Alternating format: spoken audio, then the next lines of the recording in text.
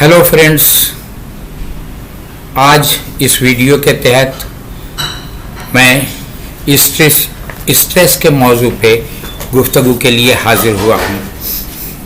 आपने कभी न कभी किसी दोस्त, किसी जानने वाले या किसी स्टूडेंट्स से ये कहते हुए सुना होगा कि I had a stressful day, यानी मैंने काफ़ी ज़हनी दबाव में दिन गुजारा या स्ट्रेस में दिन गुजारा। ये स्ट्रेस है क्या? यानी ये हम स्ट्रेस का शिकार होते क्यों हैं?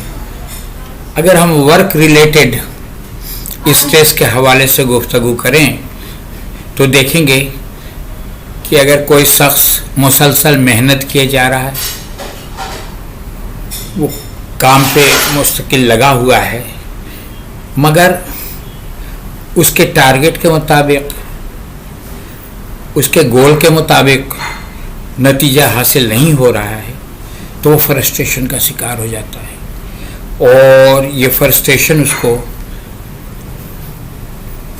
बेशतर सूरतों में स्ट्रेस का शिकार कर देती है। ये स्ट्रेस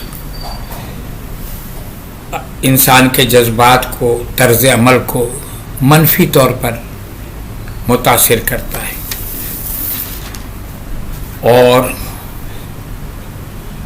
बाज़ औक़ात दफ्तर में, घर में इस स्ट्रेस की वजह से पर्सनल कॉन्फ्लिक्ट्स की सूरत भी पैदा हो जाती है। दरअसल हम जब एक से ज़्यादा गोल्स बैक वक्त तय कर लेते हैं, या कभी ऐसा होता है कि एम्प्लॉयर अपने एम्प्लॉय के लिए एक से ज़्यादा टारगेट्स मुतय्यन कर देता है और वो बैक वक्त उनको मीट नहीं कर सकता, तो फ्रस्ट्रेशन का शिकार होता है और फिर नाकामी की सूरत में वो स्ट्रेस का भी शिकार हो जाता है।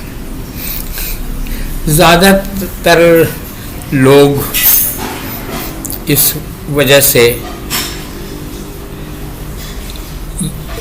भी नाकाम होते हैं कि उनको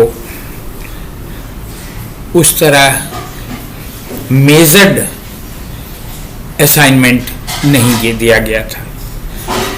हमारे एक माहिर नफ्सियात दोस्त डॉक्टर इकबाल गौडेल, जो अब कनाडा में क़याम पज़ीर हैं, उनको एक बार मैंने, जब कराची में Pakistan institute for personal management का मैं जनरल सेक्रेटरी था, तो स्ट्रेस पर गुफ्तगू के लिए इनवाइट किया।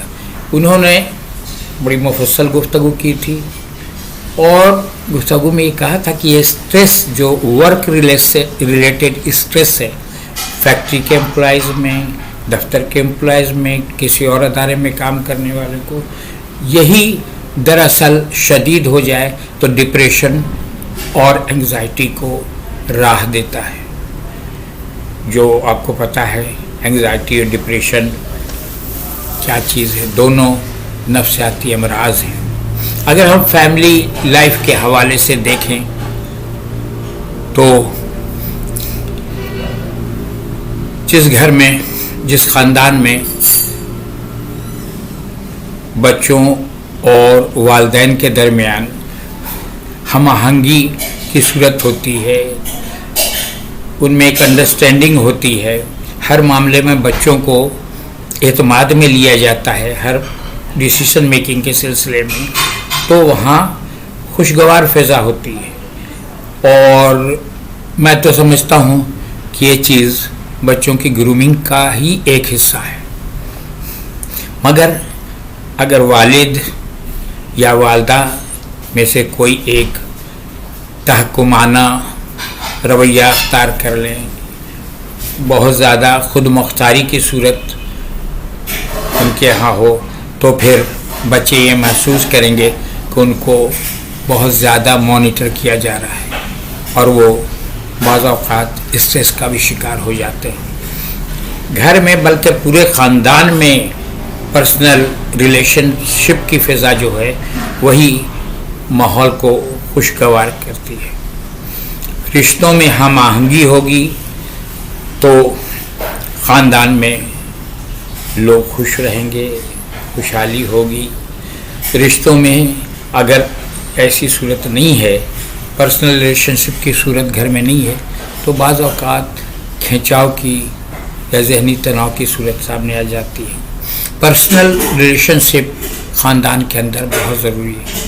انگریزی کی ایک بہت ہی مشہور اور اہم ناول نگار جین آسٹن نے اپنے ایک ناول ایما میں پرسنل ریلیشن شپ کے حوالے سے بہت اہم گفتگو کی ہے. قابل مطالعہ ناول ہے, ضرور پڑھیں. گزشتہ چند برسوں کے درمیان دنیا میں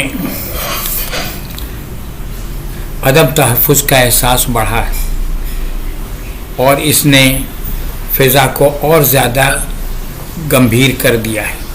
میری مراد پینڈیمک کی فضا سے ہے. اس نے چھوٹے ملکوں تو کیا بڑے ملکوں کو بھی اسٹریسفل فضا سے بھر دیا ہے, مسلسل اس میں اضافہ کر رہا ہے. بالخصوص مڈل کلاس کے لوگ اس سے کافی متاثر نظر آتے ہیں.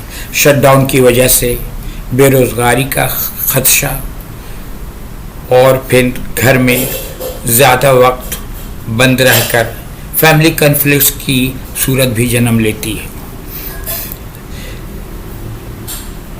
فیملی کنفلکٹس کی وجہ سے ظاہر ہے کہ میاں بیوی کے رشتوں میں بھی تناؤ آتا ہے.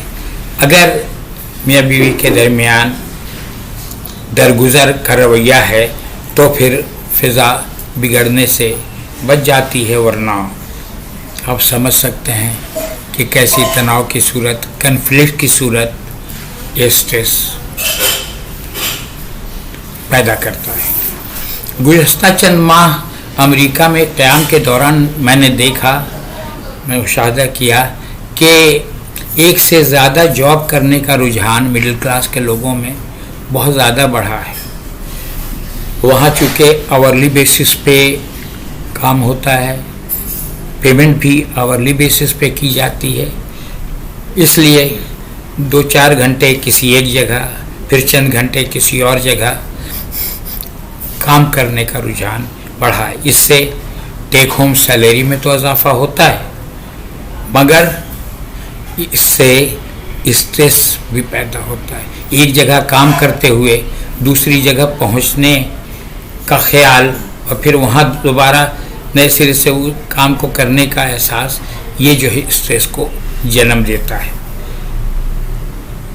جو بعض اوقات انگزائٹی بھی پیدا کرتا ہے. لہٰذا اس صورت میں اگر بیچ میں ایک بریک ہو جائے, یعنی چند گھنٹے کہیں کام کرنے کے بعد بیچ میں 2-3 گھنٹے بریک ہو جائے, گھر میں آرام کر کے تھوڑا سا فریش ہو کے اگر دوبارہ دوسرے کام پہ جائے تو اس وقت پھر وہ اس شخص کی انرجی ریچارج ہو جائے گی, اس کا آؤٹ پٹ بھی بڑھ جائے گا. آپ کبھی آزما کر دیکھیں. اب آئندہ ویڈیو میں انشاءاللہ HR ریلیٹڈ کسی موضوع پہ گفتگو ہوگی. خدا حافظ.